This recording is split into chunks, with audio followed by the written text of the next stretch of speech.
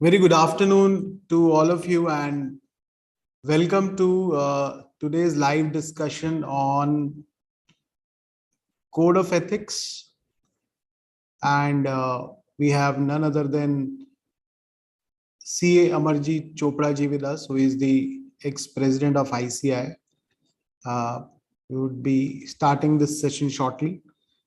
Chopra sir do not need any introduction to any of the chartered accountant and members who are part of corporate in India and outside India. Sir has been the ex-president of ICAI and has served regional council, Northern India Regional Council, as well as a chairman also. He has been a member to NFRA and on several committees of ICAI, on several board of various companies, including the government companies, bank, and he is also part of disciplinary committee of ICAI and also a disciplinary bench.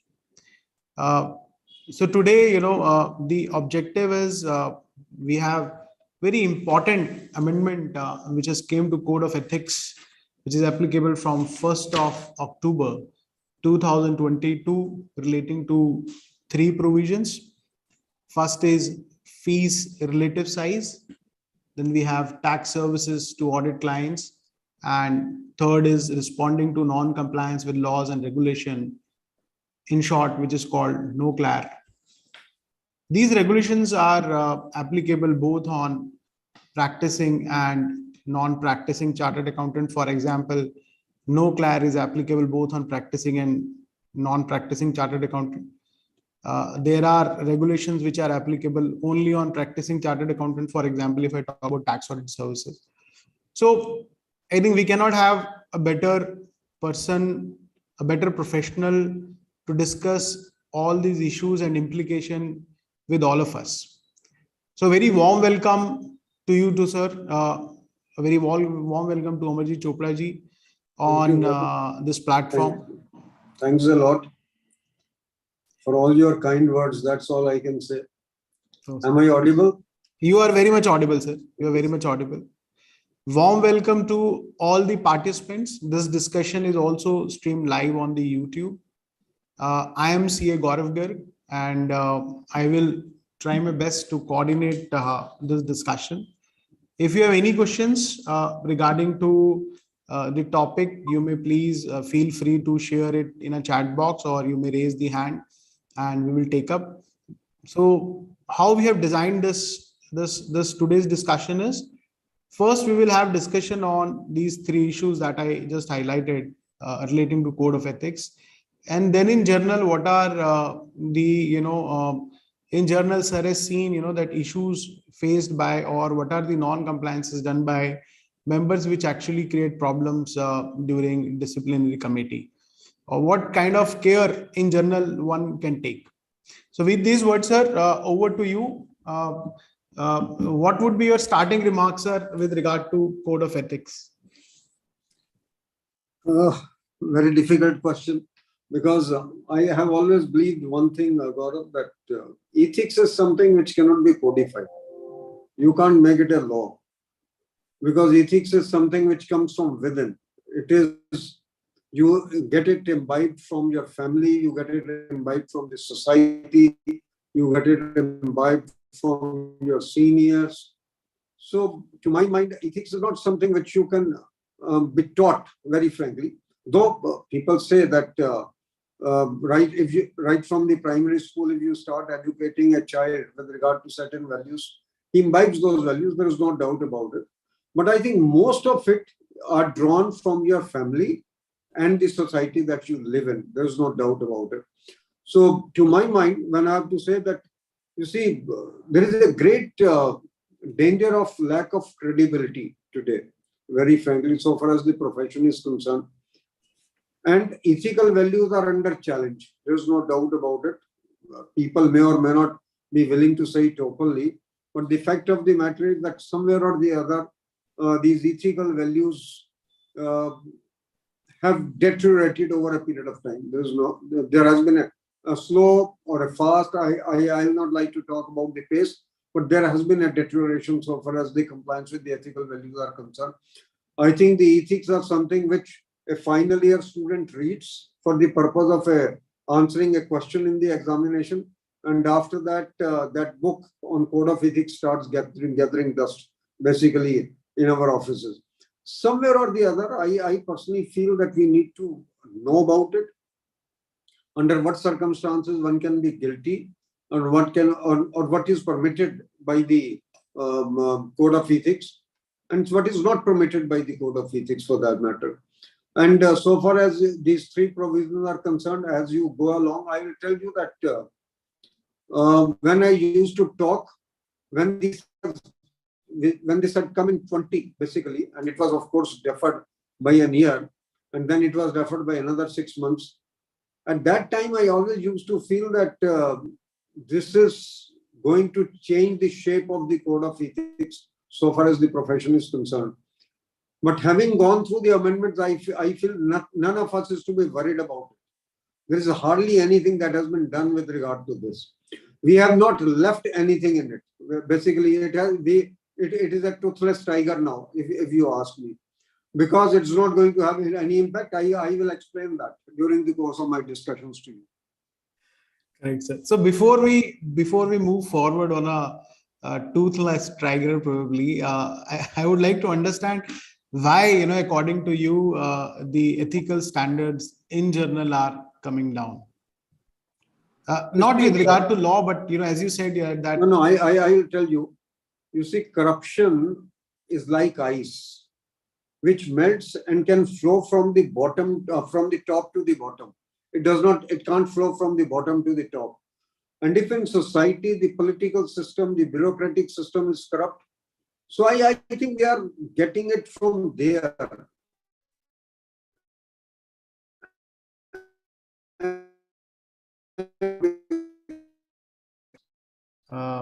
I think, sir, I lost somewhere. People have started fearing the law. So some internet issues there at your end. We lost you at the ice melts from top to bottom. What I was trying to say is that it is like ice, which corruption is like ice, very frankly, which melts and flows from the top to the bottom. Now, it is the bureaucratic system, it is the political system in the country, which we all know. I don't have to say, though in the last 5 years or so, we have started feeling the heat of the regulatory system. But before that, whatever has been happening, people were absolutely fearless. That nobody can touch me, nothing can happen to me. Correct.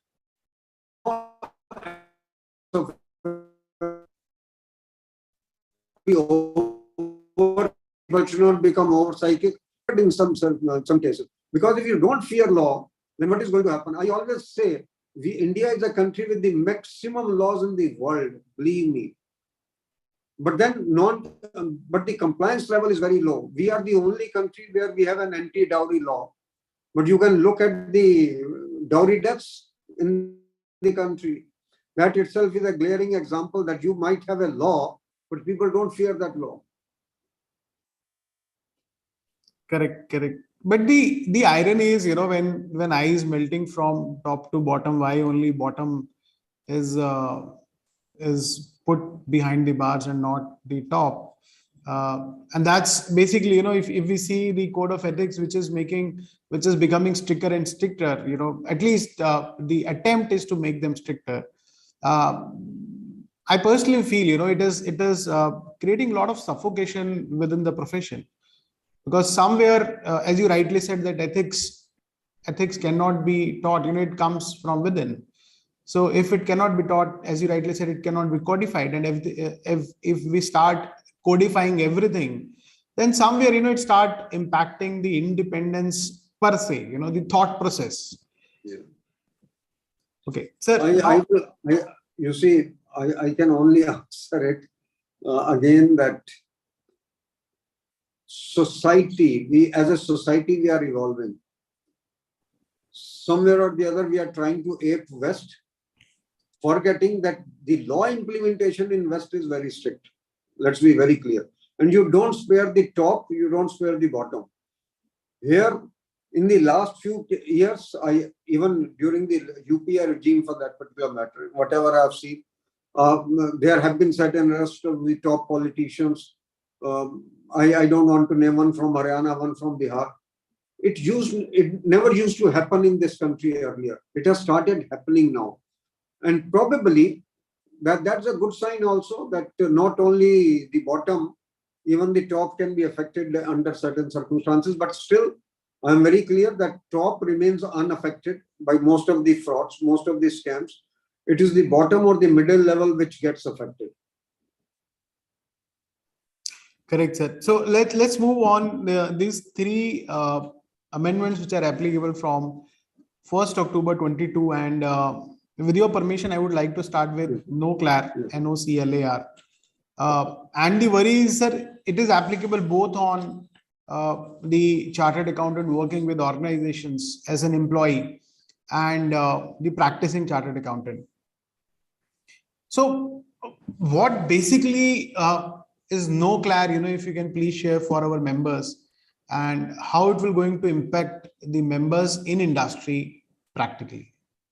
First. See, I think it can become a selling point also, and it can become a negative point also, so far as the profession is concerned. Selling point in the sense that I can go around and tell the world at large, I can tell the government, I can tell the society, we are the only profession who is making our members in service accountable for certain acts. If there are certain omissions or errors or omissions or commissions for that matter. Now, so far as the members in practice are concerned, I think we always had a code for them. There is no doubt about it. And a very large number of members have been held guilty over the years, though we may not have been able to publicize that in the right manner.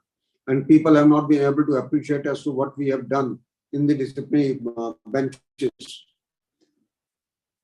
Now, if you ask me, the challenge for the person in employment will always be there. Now, when I talk of NOCLAR, it means when you don't comply with the law, then it can be an act with regard to ESI, it can be an act with regard to Provident Fund, it can be act with regard to RERA, it can be with regard to FAMA, it can be with regard to bribery, it can be with regard to anything for that matter. Now, the problem is, and it is, they say that even money laundering is covered by it.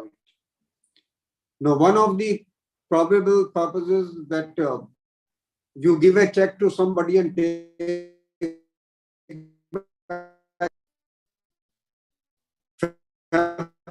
understood by somebody.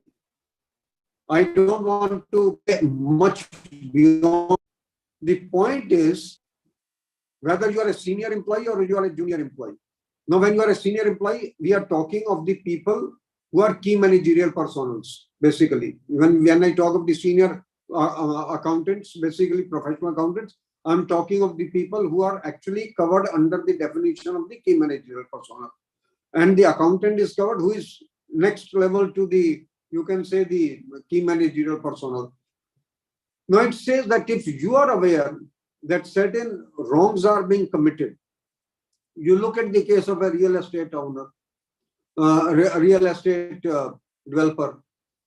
Now if the RERA is being violated, or certain other law is being violated, I can say that you go to MCD and you apply for the permission, say you, and the MCD says that you are supposed to construct only 10,000 square feet, but you construct 12,000 square feet and you sell it out, and you are aware of that particular fact. Now, there a responsibility is cast upon you. Now, whether you are a junior person or you are a senior person, if you are a junior person, the responsibility is that you go to your next level, you go to the key managerial personnel, tell him to remedy the situation. But if you are a key managerial personnel, in that particular case, he needs to either remedy it himself, or he has to go to the people who are charged with the governance in that particular case. You see, initially when this particular provision was coming, it was talking of as an auditor, particularly as an auditor or as a person in employment, I was supposed to go to the concerned authorities also in some of the cases, if at all it was required. Now, if you are permitted to construct 10,000 square feet and you are constructing 15,000 square feet, I think the breach was there in any case, and you were able to sell 15,000 square feet, 5,000 was absolutely unauthorized. You look at Supertech, whatever has happened to the Supertech for that matter. People within the organization were aware of it. It is not that they were not aware of it. Whatever had happened. Now, if I have to look at the original provision, what was coming in 20, I think my responsibility was far, far more than what it is today. Today, it only says you go to the next level, Wala will go to the other next level. And it says that if it is required under law, then you report it to the concerned authorities. I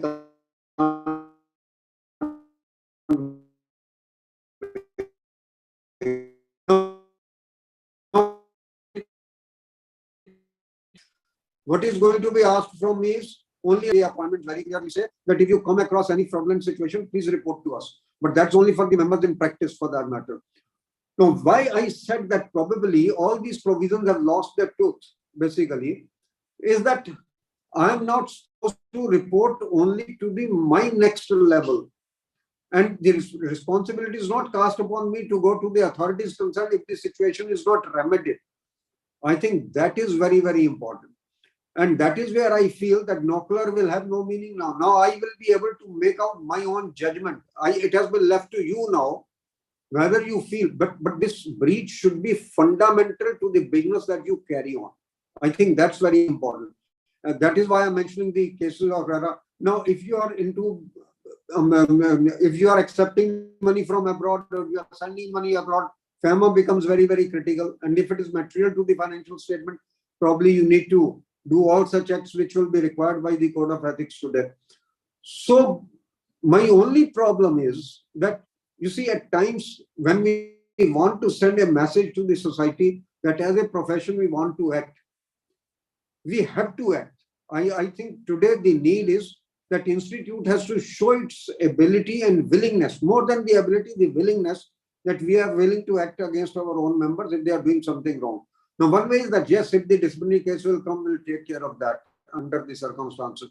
But when you come to the drafting of the law, and if you try to dilute here or there, I think that becomes a problem. And I think in all these three provisions, as I will discuss with you, we have more or less diluted the position.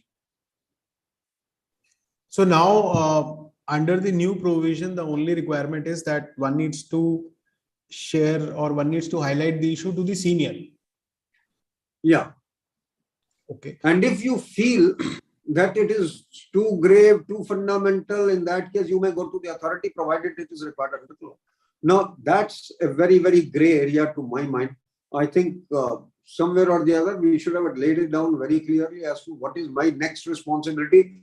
If the people who are charged with governance do not act under those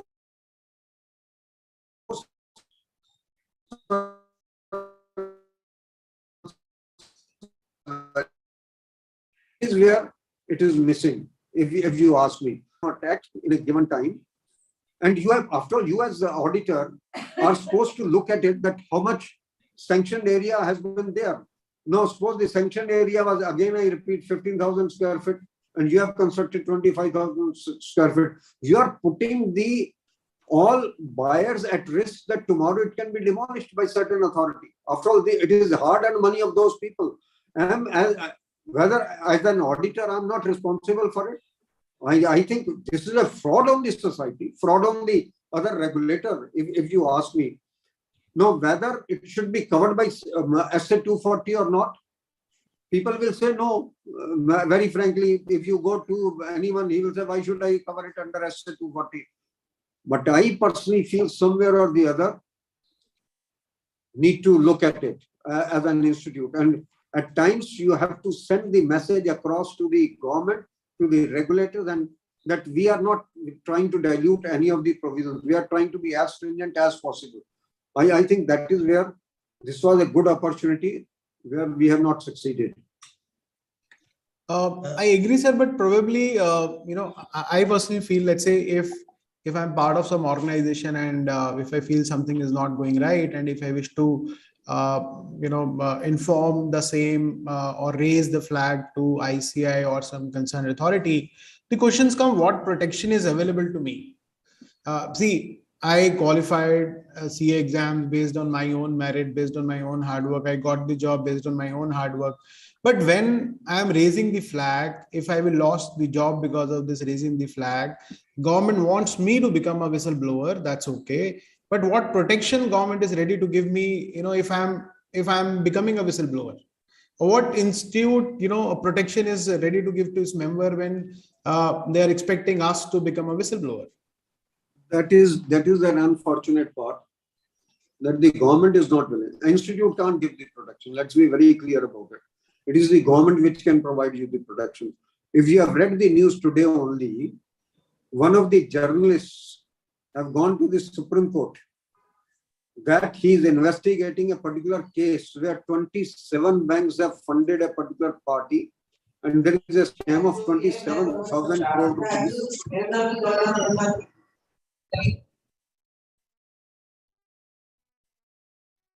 Yes, sir. Please continue, sir. Sir, And there he is has some said net. that basically.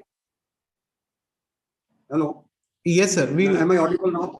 You're Am I audible. audible? Yeah. Yes, sir.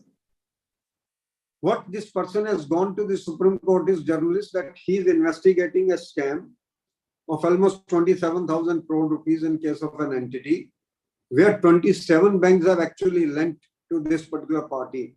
And he says that his life is in danger and he's being sacked every day, basically, by the people concerned. And he has been stopped on number of occasions. Now, Supreme Court is trying to direct the government to provide him the protection for that matter. So I do agree with you. I'm not saying that, that's not a challenge. It's a big challenge. And if you raise the flag, particularly when you are in employment, you see, if you are in practice, you can raise a flag, the client will go away, you can probably go to some other client. But if you lose an employment, and particularly when the employment levels are not so good, it's a big challenge. I'm not denying that particular part. Let's be very clear about it. I have not denied that, but at the same time, as a professional, but world over, I think if you read the Nocular is far more stricter than what is being presented in India. Maybe the institute has tried to dilute it, knowing fully well what are the situation, what is the kind of situation in the system. Yes, sir. I would request everyone to kindly put yourself on a mute mode. You are disturbing all of us. Sir, I personally feel, we can have more stricter regime as far as Nocular is concerned, but then it needs to come with some insurance product, like some stuff like insurance that when I'm senior or junior, whatever, if I'm raising a flag that my company is doing something wrong, probably not about that company, maybe other companies may not hire me. So it is practically coming on a road. So there should be some financial guarantee. I would like to see this Nocular in a more stricter regime, but if it comes with along with the guarantee, along with the guarantee, yes. So if you want me to perform, there should be incentives, sir.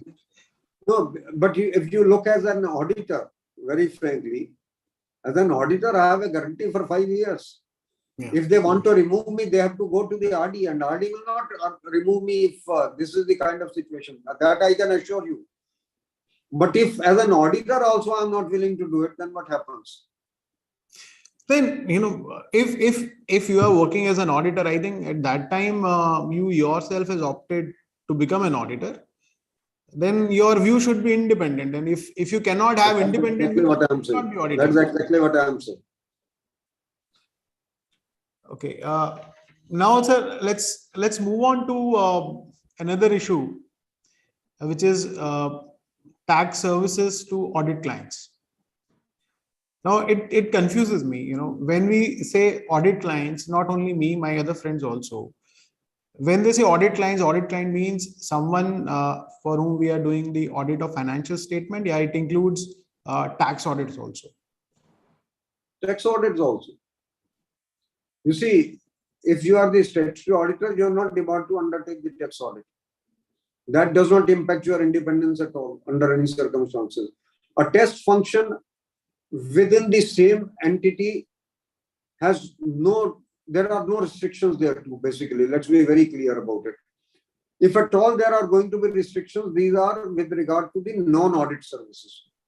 And presently, even that is not there. And as I will talk about this particular provision also, which has come with regard to the tax services, you will find there is nothing which has been done. And you can still carry on whatever you are carrying on till now. So that basically, what is the overview? If you can give the overview of this and why there is why earlier there was hue and cry and why now it is toothless. I will tell you. See, initially it was thought that so far as the filing of the tax returns is concerned, there is no risk in it. You can continue to do it. You can continue to file the tax returns. You see, the entire provision with regard to this hinges around one thing: whether your independence can be impacted, number one. Number two, whether there is going to be a self-review threat or there is going to be an intimidation threat. These are the basic issues basically around which this entire provision revolves around. Now, the point which was being made out earlier was that if you are the auditor of the company and you do the tax planning of the company, naturally there is a conflict of interest. There is no doubt about it. You may or may not agree with that, but I think to an extent, whether the profit should be X or Y, my client always wants that the tax liability should be the minimum. Whereas probably as an auditor, I may feel that I have to be fair to the revenue also at the same time. Now, people will talk about evasion versus planning. I don't want to get into all those areas of discussion for no reason or rhyme, because there is a very thin line of distinction at times between planning and the evasion. So now, probably they have only said when it comes to the tax planning that you can do the tax planning, but you just review it yourself, that you are not facing any self-review threat, you are not facing any intimidation threat, your independence is not being jeopardized under any circumstances. It has been left to you, basically. And that if you come to a conclusion that your independence is not threatened, you may undertake tax planning also, for that matter. So it has been left to you. They have said that, yes, there is a possibility that your independence might be jeopardized if you are carrying out there could be a self-review threat, basically, because the tax provision you are going to check yourself as an auditor. And if you are the tax planner, I think there is a very clear-cut perception of a self-review threat in that particular case. But they say, okay, we leave it to you that if you feel no, there is no self-review threat, please go ahead and do that particular part. So far as filing of the tax return is concerned, there is no threat. After all, everything is being picked up from the books of accounts. Figures are there. The computation is to be done. You file the return. So far as the advocacy or the representation is concerned, again they say that after all, what is going to happen is you have worked out a particular figure. Now you will try to justify that figure under all circumstances. It's bound to happen. I don't think that needless to say rather that you will not try to justify the figures which you have given, which you have prepared. So you will like to justify those figures. So they say that still we leave it to you that if you feel that there is no intimidation threat, there is no self-review threat, there is no independence threat, please go ahead, do that also. There is nothing of that sort. Most interestingly point was when you are in the appellate stage. Suppose certain additions have been made and you want to appeal. Suppose the additions have been made with regard to certain disallowances of expenses as unsubstantiated expenditure. I'm just giving you an example, Gaurav, for that matter. You are the auditor. There are certain expenses with regard to unsubstantiated expenses or expenses not supported by the requisite evidence. Suppose you represented this case, even at the representation stage, and in that particular case, there is a threat to you. After all, you were the auditor. The other person has made certain additions saying that there are no vouchers for it. Is the threat there or it is not there? It is definitely there. There is no doubt in my mind. They said, okay, it is for you to judge. But they say that if you go in appeal and you lose in appeal also, I'm giving you the intent basically. You lose in appeal also. What does it mean? It clearly means what kind of work I had done as an auditor. And I'm trying to do the advocacy of my own work. And that advocacy falls flat basically in certain appeals. Because they said that please try to evaluate that particular risk yourself. There is a specific case I can tell you, long time back, where a chartered accountant went for representing a case. He was the auditor of the entity. And when he was representing, the assessing officer said that these expenses are unsubstantiated, you please surrender it. He signed the note sheet, agreeing to that particular addition. The client filed the case against him, and he was charged as being guilty. After all, how as an auditor, you can go to somebody and say that these are unsubstantiated expenditure? He was held guilty for it.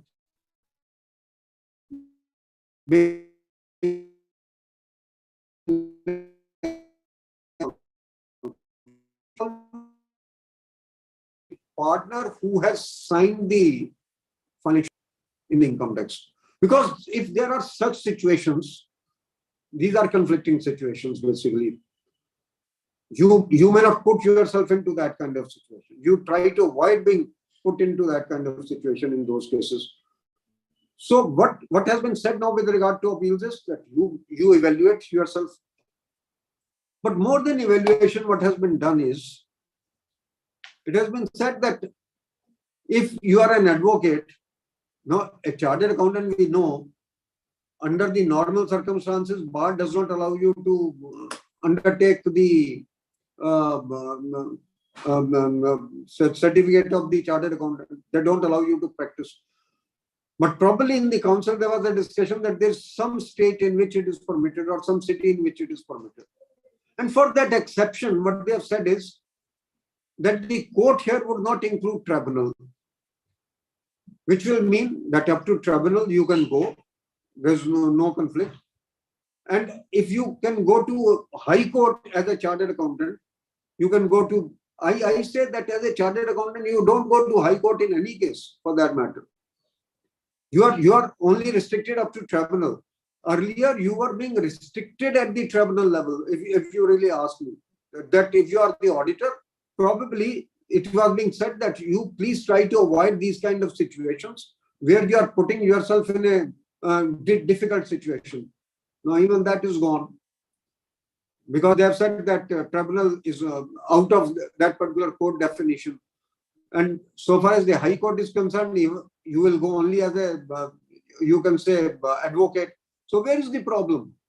No, there are no problems. You can do representation, you can do tax planning, you can do filing of the return, you can do the appeal work, depending upon self-evaluation of the threat. And we all know when it comes to self-evaluation, we are all independent. So now who is going to become non-independent? So now it is more than ethics, more than a code of ethics. I think it is kind of a guidance, one can say. Guidance. To rightly put. So then, what one has achieved by bringing this provision applicable from 1st October 22? Nothing. I think the situation remains what it was. Whatever we were doing, we will continue to do it. The only thing is now it is in the code that you please try to evaluate. Those words will be there. That evaluate yourselves. That's all. So I think it will only create a litigation probably nothing more, nothing less. Okay. So now, sir, let's move on to the last point, which is fees relative size, wherein I think a lot of issues, many members raise this issue that we were है ही नहीं कुछ भी है, अब तो कुछ बचा ही नहीं उसके अंदर भी, कुछ नहीं बचा।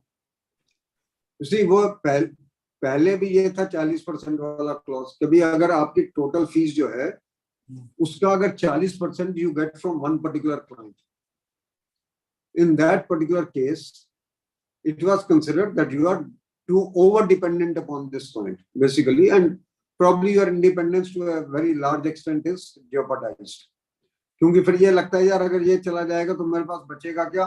तो it is a perception, I'm using the word, the general perception is that I may tend to compromise in such cases.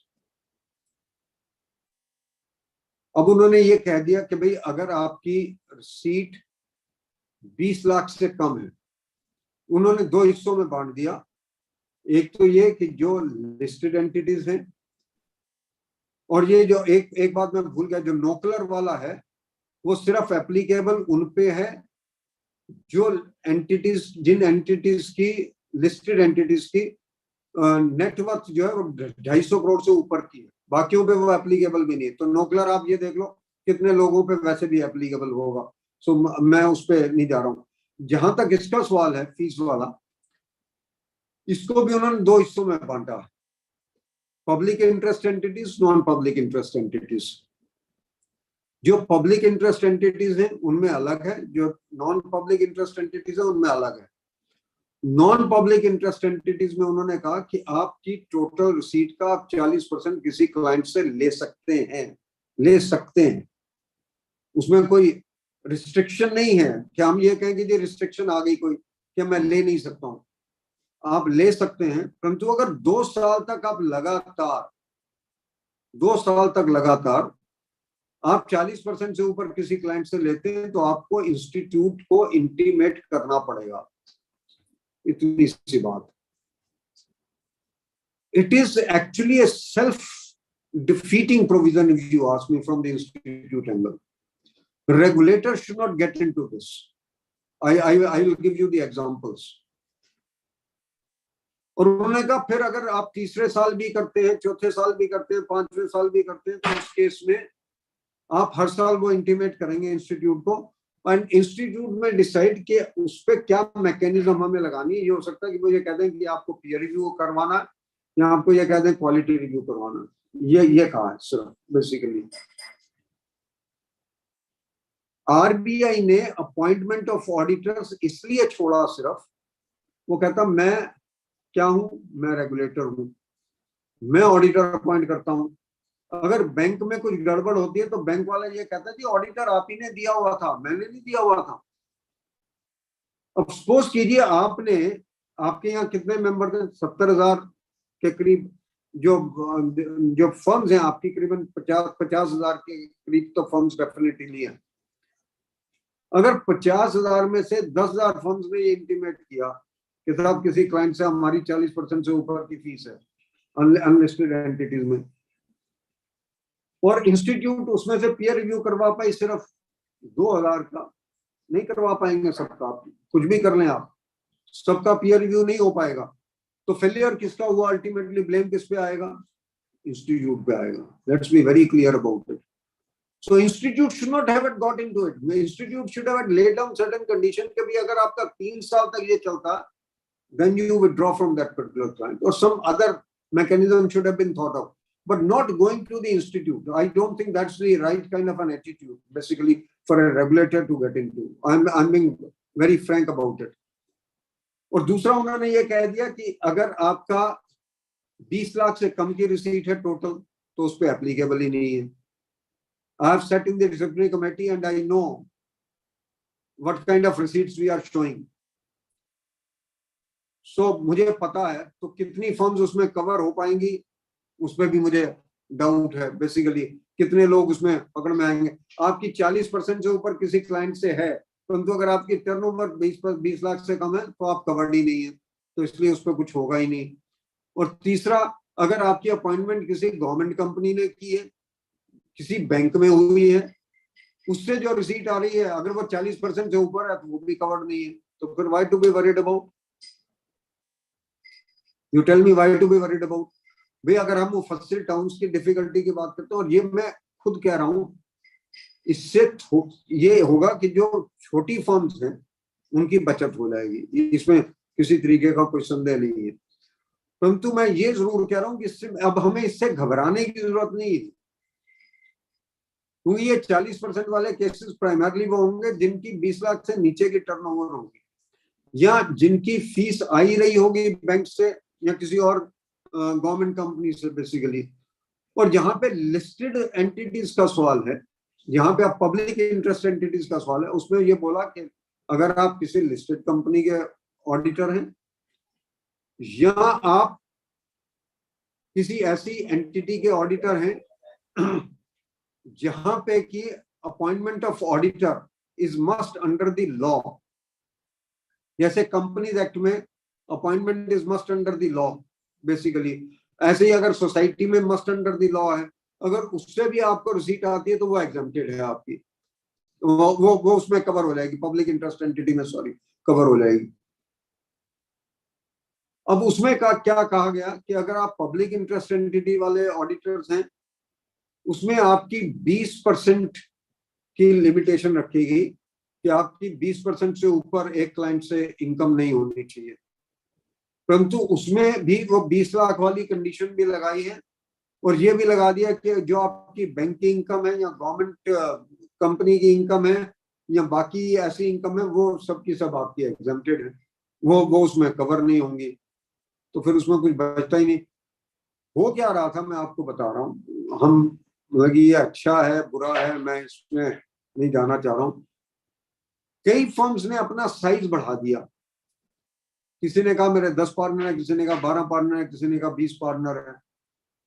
Turnover उनकी जो है वो जो भी फिगर है मैं उस पर भी नहीं जाना चाह रहा हूँ, वो शायद उस 70 लाख में या 80 लाख में या 40 लाख में जो उनकी है, उसमें से हो सकता है 25 लाख जो इनकम है वो इसी से है कि उनको या तो CNAG का ऑडिट मिला हुआ या किसी बैंक का ऑडिट मिला हुआ। तो आपने तो एग्जाम्प्ट ही कर दिया ना, उनको छोड़ ही दिया उसमें, तो उनको भी घबराने की जरूरत कहां पे है।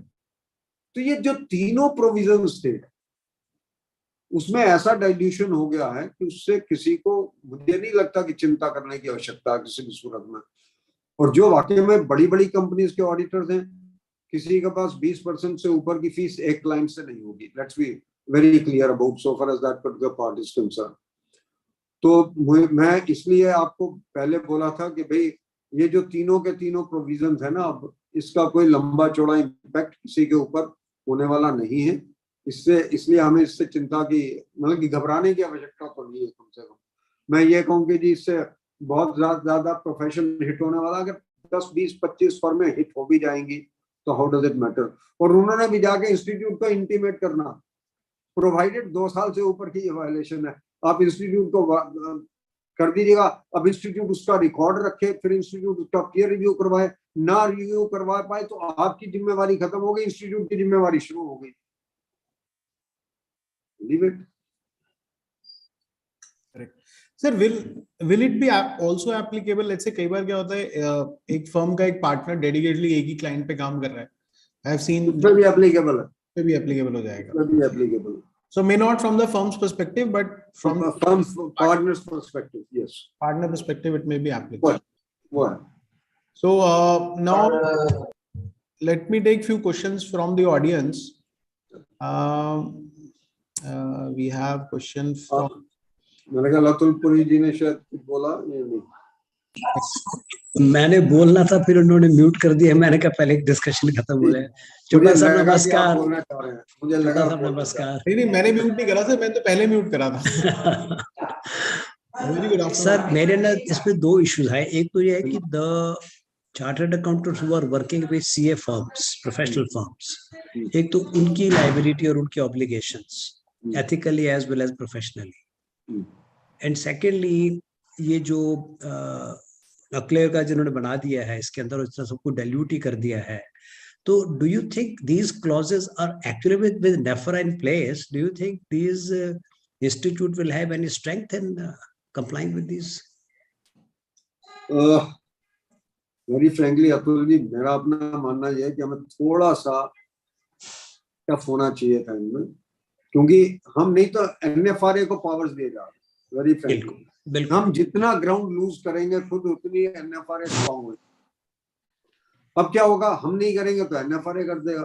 सपोज कीजिए आपने कोड ऑफ एथिक्स से थोड़ा डाइल्यूट किया, जो इंटरनेशनल कोड ऑफ एथिक्स है, NFRA can bring it, you can't stop it, you can't stop it. Very frankly, let's be very clear about. मेरा अपना मानना यह है कि अगर आप रेगुलेटर हैं इस प्रोफेशन के, अगर आप अपना ग्राउंड यील्ड करते रहेंगे तो आप वीक होते जाएंगे।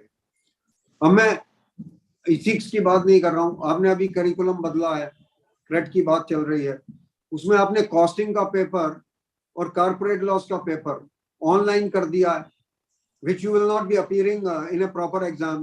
What does it mean? You are allowing company secretary institute and CMA institute to dominate.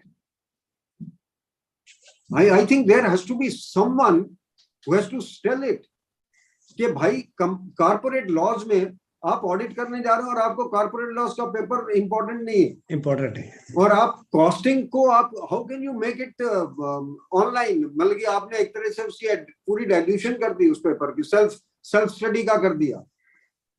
तो मैं तो आई हैव बीन वेरी, मेरी जब बात भी हुई थी तो मैंने इन दोनों पेपर्स के ऊपर कहा, आप इंटरनेशनल फ्लेवर दीजिए, पर इंटरनेशनल फ्लेवर का मतलब ये नहीं कि जो मेरे कोर एरियाज हैं उनको आप वीक कर दें basically in the country. And so we have to see the ground realities here. Yeah, ground realities cannot be overlooked. Yes. और सर वो प्रोफेशनल जो CS working with the professionals, उनकी obligations, उनकी obligation, if I am suppose I am conducting an audit, I am an employ और मुझे लगता है कि भाई यहाँ पे गड़बड़ है, मुझे अपने सीनियर को जाके बताना है जो एंगेजमेंट पार्टनर है, फिर एंगेजमेंट पार्टनर आगे चलेगा। ये है sir, may be via email one needs to tell it, और वर्बली तो प्रूव ही नहीं कर पाएंगे कि मैंने नहीं राइटिंग में। मेल आजकल तो बेस्ट तरीका मेल भेज दो ना यार, जिसके मेल आईडी है आपका ऑथेंटिकेट, उसको आप मेल आईडी भेज दो, that is the best possible proof. Mail भेज के उसको डॉक्यूमेंट कर ले, डॉक्यूमेंट कर दो, बस खत्म। तो क्योंकि रिसीव तो कोई करेगा नहीं, ना तो उसका एंगेजमेंट पार्टनर करेगा, ना मेरा CFO करेगा बेसिकली, अगर मैं जूनियर अकाउंटेंट हूँ। तो बेस्ट यही है कि मेल कर दो जिसने भी करना है। करेक्ट। अतुल जी, मैं और क्वेश्चन ले लूं, एक दो आप परमिट करें तो। Sorry sir, sorry please. नहीं आ रहा है सर, नहीं, कमाल कर रहे हैं अतुल जी। आप सॉरी मत कहिए, आपकी वजह से सेशन लाइव रहता है। Sir, there is a question from Aman, and he is asking, can we provide tax opinion related services to clients where we also provide statutory audit? I think, Aman, the answer is subjective. Sir said, sir, over to you. मैंने पहले ही बोल दिया कि भाई self review threat है, आप ये opinion दे रहे हैं। एक उन्होंने कह दिया, एक चीज बड़ी क्लियर कर दी है कि आप क्लाइंट को even as an auditor accounting entries बना के नहीं दे सकते टैक्स की, ना डेफर टैक्स की। आप ये नहीं कह सकते कि ये एंट्रीज पास करो, ये तो कह दिया उन्होंने इस बार। तो ये सारा सेल्फ रिव्यू थ्रेट की ही बात है कि आप खुद ही ओपिनियन देंगे, फिर आप खुद ही उस टैक्स की फिगर को चेक करेंगे। तो मेरे हिसाब से तो नहीं देना चाहिए, if you ask me. So somewhere in the code, I think they have written कि if it is a covered opinion, let's say कोई judgment है हाई कोर्ट की या सुप्रीम कोर्ट की, based on which you are giving the opinion, I think they are उस पे they are lenient. Lenient तो वो है ही, मैं leniency की तो कोई बात ही नहीं है। मैं ये कह रहा हूँ कि देना चाहिए या नहीं देना चाहिए। हाँ, मैं तो, क्योंकि मैं सब I was really, मुझे बहुत खुशी हुई थी जब इस बार इन्होंने कोड ऑफ एथिक्स बदला। जो पहला वॉल्यूम है, अगर आप उसमें जाएं तो उन्होंने मेनली टाइम इसमें लगाया है कि आपके इंडिपेंडेंस थ्रेट्स क्या है और आप उसको कैसे मिटिगेट कर सकते हैं। तो आई वाज रियली हैप्पी, क्योंकि पहले वाले में नहीं था ये चीज बेसिकली। पर अब आके अगर आपने सब उसके ही ऊपर छोड़ दिया, फिर दिक्कत वाला काम है। कहीं ना कहीं हमें ये कहना चाहिए भाई ओपिनियन देना ठीक नहीं। अब अगर आप सही मानों में पूछे, section 144 of the companies act, वो तो कई सर्विसेज को बिल्कुल डिबार करता है ना। और एनएफआरए ने तो बहुत कुछ कह दिया।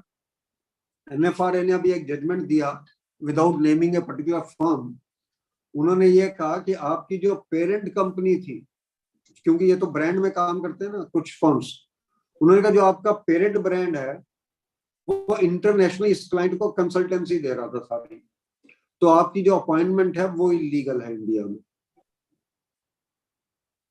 उन्होंने उस अपॉइंटमेंट को इलीगल बोला एज एन ऑडिटर। यहां तो मैं खुद ही ओपिनियन दे रहा हूं और उसी को ऑडिट कर रहा हूं, उसी के बेस पे डेफर्ड टैक्स लायबिलिटी निकालूंगा, उसी के बेस पे डेफर्ड टैक्स एसेट निकालूंगा यहाँ। तो I think there is a definite threat to an independence, और सेल्फ रिव्यू थ्रेट तो है ही है, तो हम माने या ना माने इस बात को। आई थिंक चोपड़ा साहब जो आपने कहा ना कि if the institute becomes week, NAFRA is going to be strong. That is what is happening now. So if any, मेरे ख्याल आत्मा उन्होंने पूछना क्वेश्चन। yes, आत्मा राम जी ने। नमस्कार सर। नमस्कार सर, कैसे हैं? बस बढ़िया, आपका आशीर्वाद है। मैं तो ये पूछ रहा था कि जैसे आपने कहा कि हम रिटर्न भर सकते हैं क्लाइंट की जिसकी ऑडिट करते हैं, तो उसका सेपरेट बिल भी इशू कर सकते हैं क्या? हाँ कर सकते हैं, क्या दिक्कत है? आप व्हाई शुडंट यू? उसके अंदर कोई ऐसी प्रॉब्लम नहीं है? वो कुछ नहीं। ये रिटर्न फाइलिंग या उसमें word once tax representation is permitted, once the tax filing is permitted, you have to value your services and bill the client. इसमें कोई बात ही नहीं है। सर एक अभी आपने ये जो डेफर्ड टैक्स का बताया, तो डेफर्ड टैक्स तो नॉर्मली क्लाइंटों का हम लोग करते हैं, ऑफ द रिकॉर्ड करते हैं, वही हुआ ना? मतलब ऑफिशियली तो वैसे तो सभी का करते हैं हम लोग, छोटे क्लाइंट। आप अपने हाथ से बना के फिगर्स कुछ मत दीजिए, उसको कहिए भाई ये है तू कर ले जो करना तुम्हें। मोटी सी बात यह कि मेल पे बना के मत भेज दीजिएगा अकाउंटिंग एंट्री से, ये काम। अच्छा, वो ऐसा तो कुछ नहीं होता नॉर्मली। ठीक बात, थैंक यू सर। और एक ये सर अभी 40% कर दिया, पहले 10% का था ना शायद एक क्लाइंट से? नहीं 10% का नहीं, तो पहले भी 40 ही था। 10 का शायद प्रपोज करा था, कुछ ऐसा आया था। ये कम करना था, कम होना था, कम 10 से घबराए हुए थे ना, मैं कोई आप फंस नहीं जाए, 40 में तो कहाँ फंस रहे। नहीं वो चिंता मत करो आप, मैंने इसीलिए पहले बोला घबराने की आवश्यकता ही नहीं वो तो कोई है ही नहीं। ठीक है sir, thank you sir. Okay. any other question? 40% unlisted client से है, नॉन पब्लिक इंटरेस्ट एंटिटी से है, पब्लिक इंटरेस्ट एंटिटी तो 20% है, ये ध्यान रखिएगा बस। ठीक है सर। कोई और क्वेश्चन किसी मेंबर का? Thank you Atmaram sir. Thank you बेटा। सर अब इन जनरल जब आप बैठे हैं तो इन जनरल भी हम कोड ऑफ एथिक्स पे बात कर सकते हैं। आप डिसिप्लिनरी कमेटी में रहे और बहुत सारे इश्यूज आपके सामने आते हैं। कौन से top 3 issues which you want member to focus upon या take care of? Top 3 issues sir according to you. मैं आपको 3 इश्यूज बता देता हूँ। अभी ये 4 साल में डिसिप्लिनरी कमेटी में रहा एज ए गवर्नमेंट नॉमिनी, उसमें मैक्सिमम केसेस जो हमारे पास आए यहाँ तो बैंक्स ने भेजे, और सबसे डेंजरस बात थी यहाँ ईडी या सीबीआई से केसेस आए। बैंक्स के केसेस तो थे कॉन्करेंट ऑडिट्स के,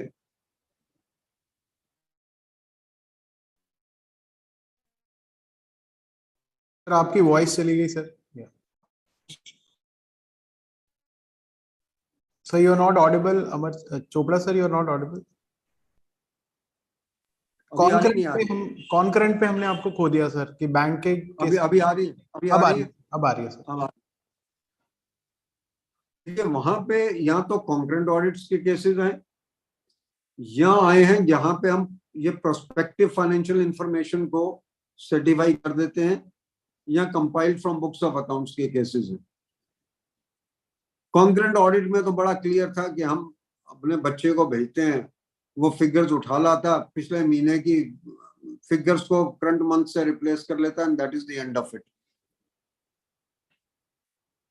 जहां पे जिस ब्रांच में कभी फ्रॉड हुआ है उस ब्रांच से कंप्लेंट आई है चार्टर्ड अकाउंटेंट के अगेंस्ट, और उसमें चार्टर्ड अकाउंटेंट अपने को बचा नहीं पाया, क्योंकि वो उन्हीं एरियाज में आई जो एरियाज वो उसको करने थे। सीधी सी बात इतनी है। और दूसरी बात यह है कि जहां तक बात प्रोस्पेक्टिव फाइनेंशियल इंफॉर्मेशन की है, आपने एक प्रोजेक्ट रिपोर्ट बनाई, प्रोजेक्ट रिपोर्ट में अपना स्टैंप भी लगा दी, वो लगानी चाहिए या नहीं लगानी चाहिए मैं उस पर नहीं हूं अभी। आपने ये मैनेजमेंट की किसी भी अजम्पशन को, प्रिजम्पशन को चैलेंज नहीं किया। वो ये कह रहे हैं हमारी टर्नओवर डबल हो जाएगी। आप ये नहीं देख रहे हैं कि मार्केट तो उतने की उतनी है, मार्केट श्रिंक कर रही है, इनकी टर्नओवर डबल कैसे हो जाएगी। आप ये नहीं देख रहे, वो कह रहे हैं हमारी टर्नओवर डबल हो जाएगी, वर्किंग कैपिटल लिमिट्स मेरी डबल हो जाएंगी, परंतु इंटरेस्ट कॉस्ट वही की वही है। इंटरेस्ट कॉस्ट नहीं बढ़ रही किसी भी सूरत में, इंप्लॉय कॉस्ट नहीं बढ़ रही है। एक आपने फिगर्स पकड़ ली और वही फिगर्स आप देते गए। ऐसे बहुत केसेस थे। Let's be very clear so far as this particular part is concern. तो इनमें बहुत ज्यादा समस्याएं आई, और कुछ केसेस बड़े थे। उसमें यह था कि जो साइफनिंग ऑफ द फंड्स हुआ है, बेसिकली जहां पे 1800 करोड़ 1000 करोड़ की फ्रॉडुलेंट प्रैक्टिसेस हुई।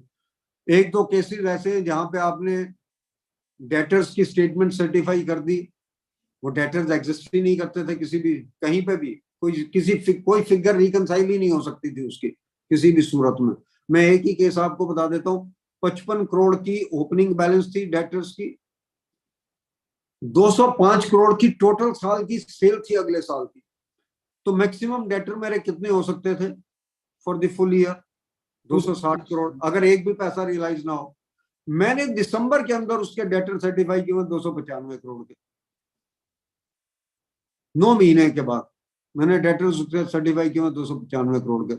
और स्टॉक स्टेटमेंट्स के बेसिस पे तो बहुत सारे केसेस थे कि स्टॉक्स थे ही नहीं किसी में भी। अब इसीलिए हमें वो कारों के अंदर उस पॉइंट को लाना पड़ा, शेड्यूल 3 में भी उस पॉइंट को लाना पड़ा बेसिकली। ये सब चीजें आई। All these things have come in before the disciplinary committee, and these are general issues basically, if you ask me. इसके अलावा जो नॉन कम्युनिकेशन के केसेस हैं वो हम आपस में फाइल करते रहते हैं कि साहब ये टैक्स ऑडिट ले गया मेरा, ये मेरा दूसरा ऑडिट ले गया। एक ऑडिटर ने 8 या 9 साल की बैलेंस शीट्स इकट्ठी साइन कर दी, बैक डेटिंग की, पर बैक डेटिंग करते हुए ये भूल गया कि अगर जो एजीएम का नोटिस निकाला है, अगर उसमें 4 जगह स्पेलिंग की गलती हुई तो वो चारों की जगह स्पेलिंग की गलती 9 के 9 साल में बराबर थी। बेसिकली कोई चेंज ही नहीं था। और मजेदारी की बात यह थी कि एजीएम पहले हो गई और ऑडिट बाद में खत्म हुआ। एजीएम की डेट पहले की है और ऑडिट की डेट बाद की है। 9 के 9 सालों में एक ही चीज रिपीट हो रही। So you could make out that this is backdating because he wanted to favor one of the groups basically of the shareholders or one of the groups of the directors. हमने ये देखा इस बार कि जो chartered accountant है वो victim हो जाता है, या तो एक शेयर होल्डर ग्रुप के साथ चला जाता है या एक डायरेक्टर ग्रुप के साथ चला जाता है, for no reason or rhyme. What is my interest? मुझे तो I have to be objective ना. One of the fundamentals of a good auditor is that he has to be objective. He doesn't have to be prejudiced or he doesn't have to be biased. But unfortunately, आप जब एक के साथ जाते हो, और होता क्या कि जब कंपनी में ये झगड़ा होता है तो उस कंपनी के पास एक प्रॉपर्टी होती है, उस प्रॉपर्टी के ऊपर ही सारा झगड़ा हो रहा होता है बेसिकली। तो ये हुआ। और टैक्स ऑडिट के अंदर जो ईडी या सीबीआई ने कंप्लेंट्स की हुई थी, उन्होंने कहा ये क्लाइंट एग्जिस्ट नहीं करता था यहाँ पे। तो ये पता लगा है कि भाई ऑडिटर जो है, पर्टिकुलरली टैक्स ऑडिटर, उसके प्रीमाइसेस तक जाता ही नहीं क्लाइंट के। He does not visit the premises of the client. किताबें अपने यहाँ मंगवा लेता, और वो किताबें भी कौन लाता है? जो बीच में एक अकाउंटेंट होता बेसिकली, जो अपना शेयर अलग रख रहा होता। एक अकाउंटेंट आता है, आपने ना तो जाके उसकी इन्वेंट्री वेरीफाई की होती है, ना उसका कैश वेरीफाई किया होता, ना उसके डेटर्स की कंफर्मेशन होती, ना क्रेडिटर्स की कंफर्मेशन, कुछ नहीं होता। आपके पास कोई एविडेंस ही नहीं होता। जब हमने उन ऑडिटर से पूछा कि आपने कभी इसके प्रमोटर को मिले हैं, तो बोले जी प्रमोटर को तो नहीं मिले, साइन भी वो अकाउंटेंट ही करवा के लाता था फाइनेंशियल स्टेटमेंट्स के। सीबीआई और ईडी की कंप्लेंट यही थी कि ये पार्टी एग्जिस्ट नहीं करती उस एड्रेस के ऊपर, तो फिर आप बचेंगे कैसे? ये सब इश्यूज थे इस बार हमारे सामने। और हमने ये देखा, अगर आप मुंबई में हैं तो आपको हाउसिंग सोसाइटी का ऑडिट नहीं लेना चाहिए, क्योंकि एक मेंबर का झगड़ा हुआ नहीं और उसने कंप्लेंट डाली नहीं आपके अगेंस्ट। अगर आप साउथ में है तो आपका मठ का ऑडिट नहीं लेना चाहिए, वहां पे मठ में जो पुजारी हैं वो आपस में भिड़े रहते बेसिकली। बाकी कंपनीज में डायरेक्टर्स या शेयर होल्डर आपस में भिड़े रहते हैं। पार्टनर्स का डिस्प्यूट आपस में होता है, मरता उसमें कौन है? ऑडिटर मरता। तो मेरी एक ही रिक्वेस्ट है ऑडिटर्स के साथ, आप किसी ग्रुप के साथ मत जाइए, आप जो फेयर है उसको साइन करिए, आपको कोई तकलीफ नहीं होने वाली, क्योंकि दूसरे पार्टनर को सब पता होता है क्या हुआ इस पर्टिकुलर कंपनी के अंदर। जब कभी आप एक ग्रुप की फेवर करने की कोशिश करेंगे, दूसरा व्यक्ति उस पर कंप्लेंट डालेगा, और अगर कंप्लेंट डालेगा उसकी कंप्लेंट बड़ी ऑब्जेक्टिव होगी और ऑथेंटिक होगी, क्योंकि उसको पिछले सालों का सब कुछ पता है जो आपने किया हुआ। ये सब इश्यूज हैं जो चल रहे हैं। Thank you, sir. One last question before we wind up the session. ये सर जो नया सी अमेंडमेंट एक्ट आया है, इसमें डिसिप्लिनरी कमेटी को लेके काफी इश्यूज उठे। अब हम since beginning code of ethics से डिस्कस कर रहे हैं, और अभी आपने कुछ इश्यूज और हाईलाइट करे which are very very significant. So how under under the new CA amendment act, or the act after the amendment, how sharp the DC is becoming, how significant the DC is becoming? Only the time will tell. I think अभी तो ये होता था कि भाई हम सामने बैठे हैं, एज चार्टर्ड अकाउंटेंट बैठे हैं, प्रेजाइडिंग ऑफिसर प्रेसिडेंट है या वाइस प्रेसिडेंट है, तो हम कहीं पे प्रेगमेटिक व्यू भी ले लेते थे, प्रैक्टिकल व्यू ले लेते थे। अब नॉन चार्टर्ड अकाउंटेंट आके हेड करेंगे, प्रेजाइड जो करेंगे वो नॉन चार्टर्ड अकाउंटेंट करेंगे इन कमिटीज को, इन बेंचेस को। तो जब वो इन बेंचेस को हेड करेंगे या प्रेजाइड करेंगे, तो वो प्रेगमेटिक व्यू कितना आएगा या नहीं आएगा, क्योंकि अब मेजोरिटी जो होगी वो उन लोगों की होगी, मेजोरिटी हमारी नहीं होगी उसमें। अभी तक तो मेजोरिटी हमारी होती थी, हम 3 होते थे, वो 2 होते थे सरकारी वाले। जब मुझे भी सरकार ने अपॉइंट किया तो एक्चुअली में हमारे तो फिर 4 हो जाते थे, क्योंकि हम 5 में से 4 चार्टर्ड अकाउंटेंट होते थे। परंतु अब क्या होगा कि 3 जो हैं वो नॉन चार्टर्ड अकाउंटेंट होंगे और 2 चार्टर्ड अकाउंटेंट होंगे। इन 2 चार्टर्ड अकाउंटेंट काउंसिल मेंबर्स वो नॉमिनेट होने चाहिए फिर कमेटी में, जो थोड़ा सा अपनी वॉइस रख सकते हो, जिनको सब्जेक्ट के बारे में ज्ञान हो, वो बहुत जरूरी है। आप सिर्फ उनको मत रखिए कमेटी में जिनको आप चाहते हैं, आप उनको रखिए जो वाकई में कमेटी में कंट्रीब्यूट कर सकते हैं, जिनको उस चीज की नॉलेज है पूरी, और जो एक्चुअल में अपनी वॉइस को रेज कर सकते हो, और जो कन्विंस कर सकते हो उन 3 लोगों को कि भाई इसकी ये गलती है या नहीं। अगर गलती है तो गलती है, उसमें कोई दिक्कत नहीं है। परंतु अगर गलती नहीं है और दूसरा व्यक्ति सिर्फ इसलिए उसको रगड़ना चाह रहा है कि भाई क्योंकि उसकी ये परसेप्शन है कि चार्टर्ड अकाउंटेंट्स गलत करते हैं, तो फिर स्टैंड लेना पड़ेगा कहीं पर। और फिर मुझे ऐसे मेंबर्स चाहिए डिसिप्लिनरी कमेटी के अंदर इंस्टीट्यूट से, जो वाकई में उन 3 लोगों को कन्विंस करने की पावर, क्षमता रखते हो, वो बहुत जरूरी। तो सर बेसिकली जो भी हमने 3 क्लॉसेस डिस्कस करे जो काफी सब्जेक्टिव हो गए हैं, जिनपे हम सोच रहे थे बहुत लीनियंट व्यू हो गया है, मतलब मुझे तो डर लग रहा है कि the subjective view which my member is taking may not be seen from a pragmatic lens way forward. हो सकता है, आपने खुद ही बोला था लिटिगेशन बढ़ जाएगा, लिटिगेशन बढ़ने के चांसेस हैं, इसमें कोई शक नहीं है। परंतु मेरे अपने हिसाब से ये प्रोविजंस में जो टूथ था, जो दांत थे ना, वो तो काफी हद तक आपने ब्लर कर दिया। Correct. So I think Sanjay ji, sorry, अब बोलो कुछ कह रहे थे आप। Sir Sanjay ji has raised hand, Sanjay Singh ji. हाँ जी, some query? Yes sir. Yes, thank you very much. And Amarjit sir, we are very proud of you and we always remember you. I'm from Bombay. My name is Sanjay Singh. Could you throw light on some NOC issues faced at the disciplinary committee when you were there? NOC related, CA refusing to give NOC because of some qualifications, doing audit for 9 years and things like that. Any issues have come up at the institute level with respect to NOC and acceptance of audit, etc.? MOC means NOC by the NOC के बहुत सारे हैं, पर एक बात आपको बता दूं, एक आउटगोइंग ऑडिटर ये नहीं कह सकता कि मैं NOC तो होता ही नहीं कुछ भी. पहली बात तो मैं आपको ये बता दूं, there is nothing like no objection certificate. We only need to communicate with the previous auditor. आप अगर लैंग्वेज भी पढ़ें तो मैं उससे नो ऑब्जेक्शन नहीं लेता हूं. मैं उसे कहता हूं कि भाई you are the previous auditor, please let me know whether you have any professional objection. No objection नहीं ले रहा हूं कि भाई तुम्हें रिमूव किया गया, गलत कर दिया, लॉ में आपका परमिटेड नहीं था रिमूवल, आपको गलत रिमूव कर दिया.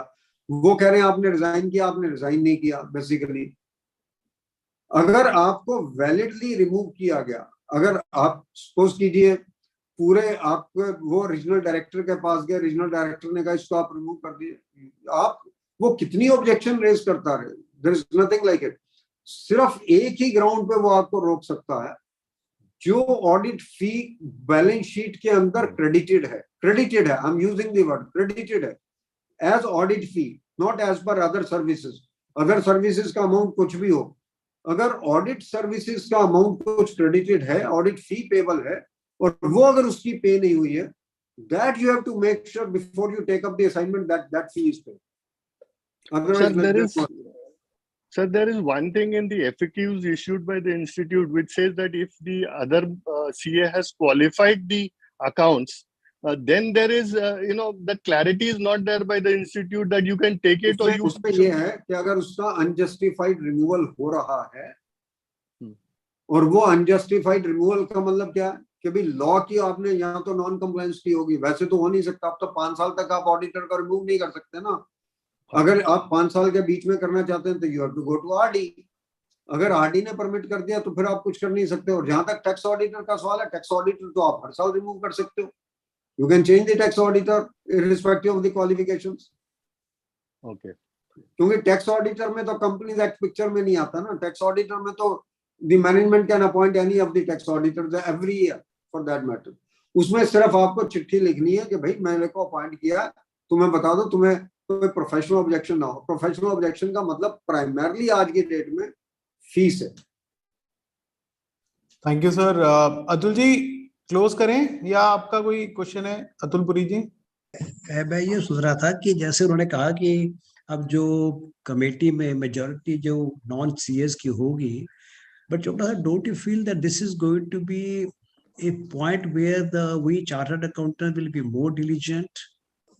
We will not be siding with anybody, because we know that ultimately if something happens, we are answerable to people who are not related to our profession. होना तो वही चाहिए अतुल जी जो आप कह रहे हैं, पर होगा ये देखने की बात. होना वही चाहिए जो आप कह रहे हैं, पर क्या ये होगा ये सिर्फ देखने की बात. Thank you, sir. Thank you. Very useful session. Very useful session. Thank you. Before we close, sir, as I discussed with you, friends, हम एक walkathon run करते हैं, which is from 1st of the month to 14th of the month.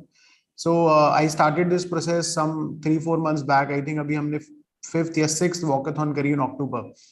तो उसमें objective ये होता है कि all of us are busy in doing the work. कहीं ना कहीं हेल्थ पे हमारा फोकस थोड़ा कम हो जाता है. तो वॉकाथन में हम रखते हैं कि the one needs to walk minimum 7500 steps on an average per day. So in 14 days one should walk at least 1,05,000 steps to qualify as a participant. और जो पार्टिसिपेंट क्वालिफाई करते हैं फिर उसमें रैंकिंग्स होती हैं कि जो सबसे ज्यादा स्टेप्स चलेगा ही becomes he comes first, second, third accordingly.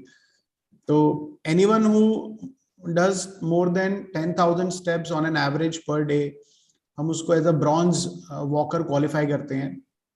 और जो 12,500 से ज्यादा चलता है ऑन एन एवरेज वो सिल्वर क्वालिफाई करता है. जो 15,000 स्टेप से ऑन एन एवरेज ज्यादा चलता है वो गोल्ड करता है. एंड देन जो 17,500 स्टेप से ज्यादा करता है ही qualifies as a diamond walker. So in this walkathon, sir, we have a participant, 14 participants who walked more than 7,500 steps. So unme se top three winners are there. They're all chartered accountant. One is CS Samarth Garg. मैं समर्थ को add करता हूँ एक बार. नहीं देख रहा हूँ मैं. I can see him on the screen. Then we have CA Rahul Rathor. Rahul is also here. Let me add Rahul also.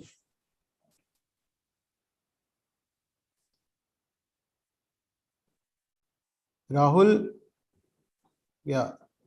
So Rahul, अभी I think Rahul ने अपना कैमरा ऑन नहीं कर रखा. Then we have. कर लिया. Well done, well done. Well done. Ashish Bansalji also, but I think Ashish is not here.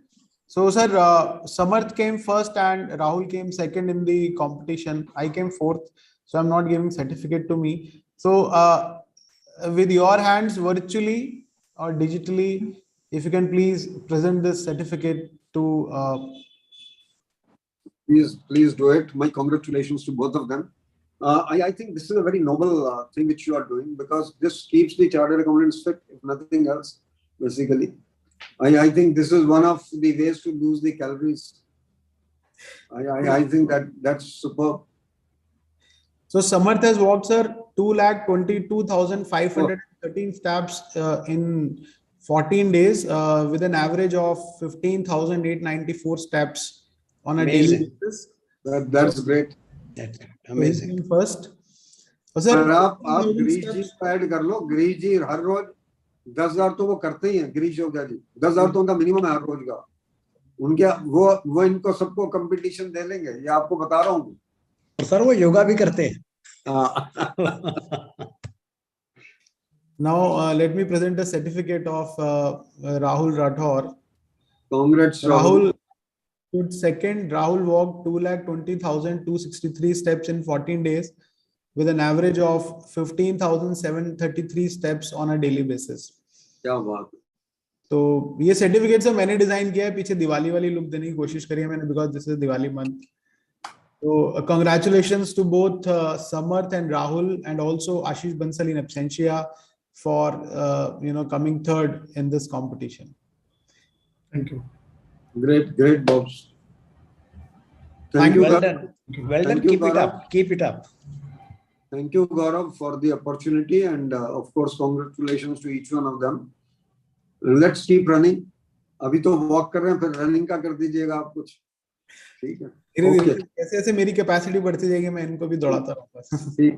Okay. Thanks a ton to Chopra sir for joining us, sparing his time, and most importantly, sharing his wisdom with all of us.